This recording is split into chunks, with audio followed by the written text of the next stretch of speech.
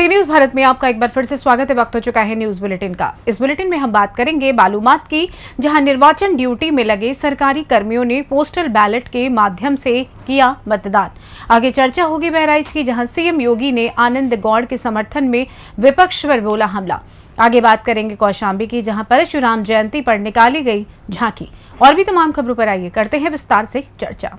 लोकसभा चुनाव 2024 में निर्वाचन ड्यूटी में लगे सरकारी कर्मियों ने पोस्टल बैलेट के माध्यम से शुक्रवार को बालूमाथ स्थित राजकीयकृत उच्च विद्यालय में बनाए गए मतदाता सुविधा केंद्र में अपने मताधिकार का प्रयोग करते हुए मतदान किया।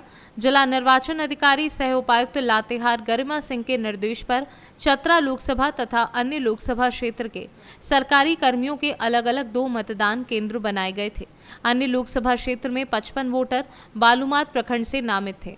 चतरा लोकसभा के नामित मतदाताओं के लिए बनाए गए मतदान केंद्र के लिए चंदवा के अंचल अधिकारी जयशंकर पाठक को प्रभारी बनाया गया था, जबकि पोलिंग पदाधिकारी के रूप में डीके वर्मा, अंचला रानी एवं ललिता कुमारी तैनात रहे। बालूमाथ से सी न्यूज संवाददाता मोहम्मद अरबाज की रिपोर्ट।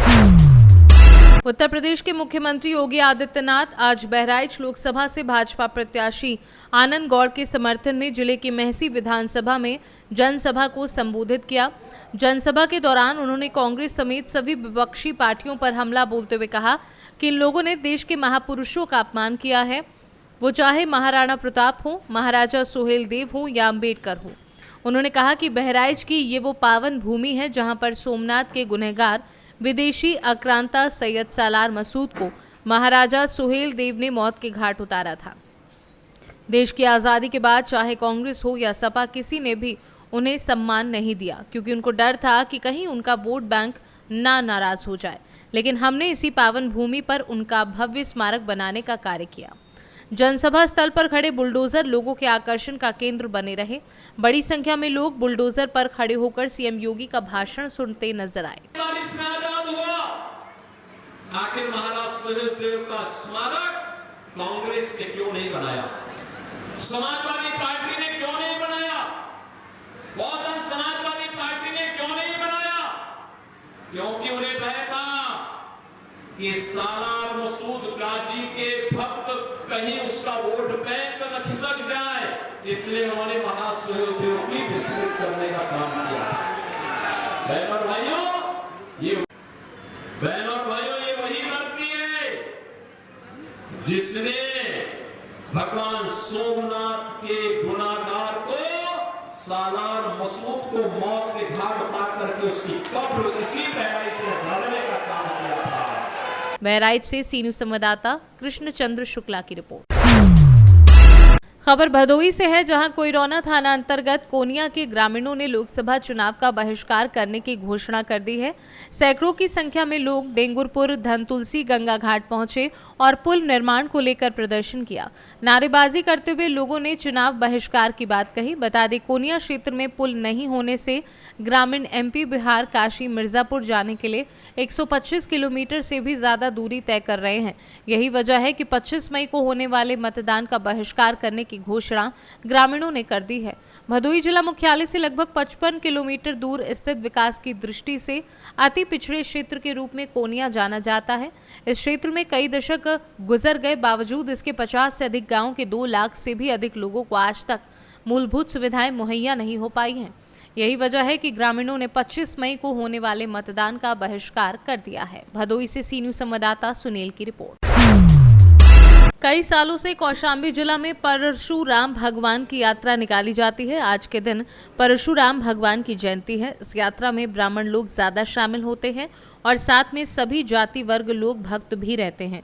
यह यात्रा करीब 10 किलोमीटर की दूरी की होती है। जैसे सराय अकील के करण चौराहा स्थित अशोक तिवारी ऐदलपुरी महाविद्यालय से निकाली जाती है और ढोल डीजे के साथ भगवान परशुराम की जयंती पर यात्रा होती है।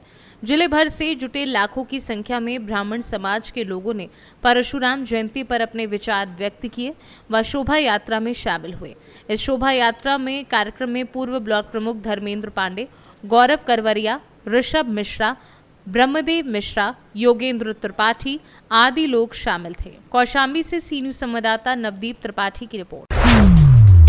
खबर महाराजगंज से है, जहां केंद्रीय वित्त राज्य मंत्री एवं महाराजगंज लोकसभा से भारतीय जनता पार्टी के उम्मीदवार पंकज चौधरी के नामांकन ड्यूटी के दौरान वित्त राज्य मंत्री के पीएसओ मुख्य आरक्षी बादशाह सिंह का दिल का दौरा पड़ जाने के कारण नजदीकी अस्पताल ले जाया गया, जिन्हें डॉक्टरों ने मृत घोषित कर दिया।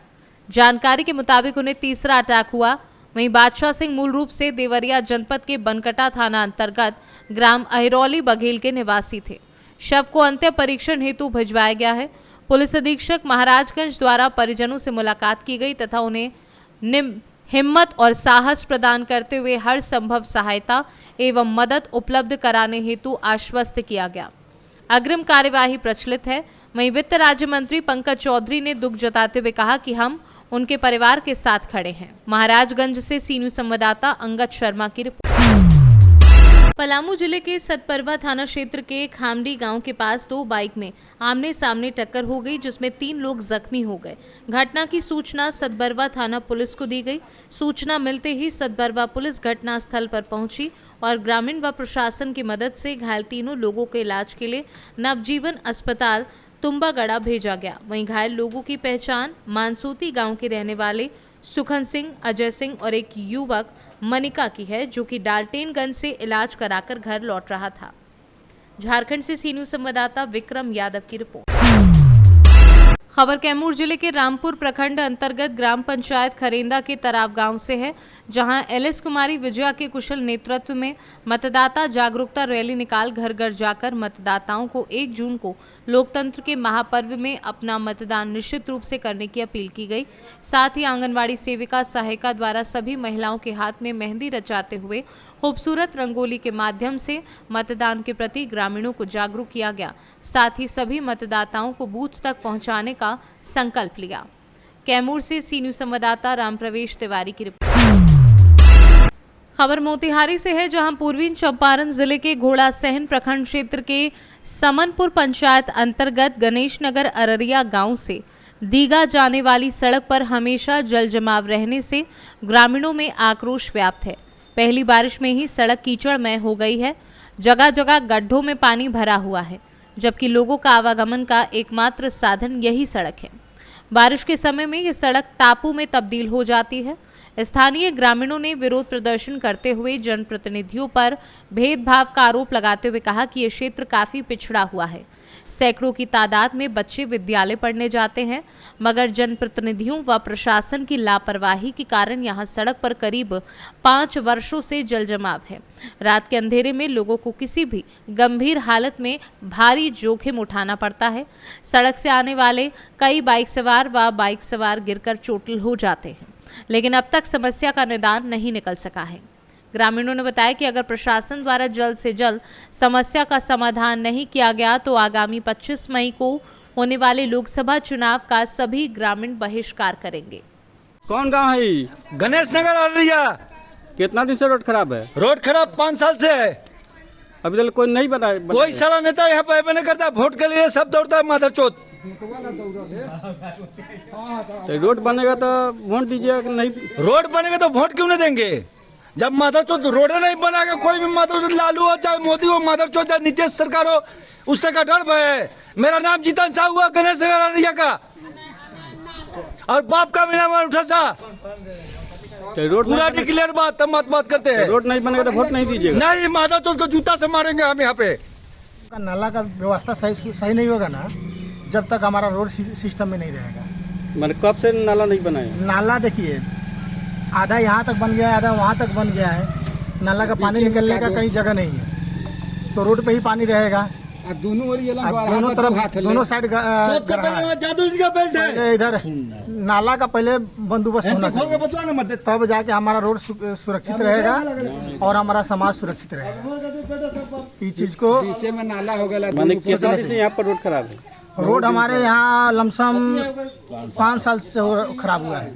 जब से नाला अधूरा रह गया है ना, तब से रोड खराब है, क्योंकि नाला दोनों साइड ऊंचा हो गया, पानी निकलने का कोई साधन नहीं है। इसी वजह से 10 आदमी पलटी मारता है। मैंने आवेदन दिए हैं कि ना? कहीं आवेदन तो बहुत 2-3 बार दिया गया है। पड़ गया साला वीडियो सब सुनने वाला तो है, अभी सब तक आवेदन का कुछ घुसे नहीं चाहिए, है। कमिश्नर चाहिए, माता चोद सबके तो अब तक कोई कार्रवाई नहीं हुआ ना। साला कोई मुखिया कार्रवाई को नहीं घुसे हुआ। चाहिए, माता चोद तो मुखिया मान लीजिए कि समस्या का समाधान नहीं होगा हाँ तो आप लोग वोट दीजिएगा कि नहीं इस साल? देखिए हम तो वोट अपने सुरक्षा के लिए देते हैं, हाँ हाँ। अपने समाज के सुधार के लिए वोट देते हैं, और हमारा समाज ही सुधरेगा नहीं या सुरक्षित नहीं रहेगा तो वोट से तो कोई मतलब ही नहीं बनता। हमें रिक्वेस्ट है कि कोई भी कैंडिडेट रहे, हमारा शहर और गांव सुरक्षित होना चाहिए। ले लेवे। हाँ इस तरह का हमारा नाम जलंधर गुप्ता है। गोलंबर गुप्ता, जलंधर गुप्ता। जलंधर गुप्ता। मोतिहारी से सी न्यूज संवाददाता राहुल कुमार की रिपोर्ट।